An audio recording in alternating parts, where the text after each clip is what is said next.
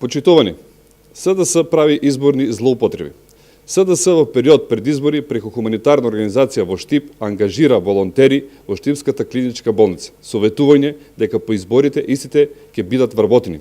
Додека само пред месец дена директорот поставен од страна на СДС ги раскина договорите на над 40 волонтери кои беа ангажирани подолг временски период наназад, за да сега се вработат нови пред изборите. Волонтерите се ангажират преку хуманитарна организација, а работат во клиничката болница во Штип.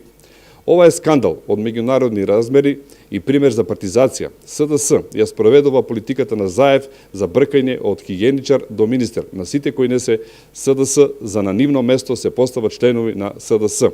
Во штипската јавност се погласни се информациите дека директор на клиничката болница Штип, Ален Георгиев и носител на советничката листа во Штип, на ангажираните лица им ветувал дека по завршувањето на изборите ќе бидат вработени. Почитувани, ова е скандал од меѓународни размери. Ова е злоупотреба на хуманитарната организација.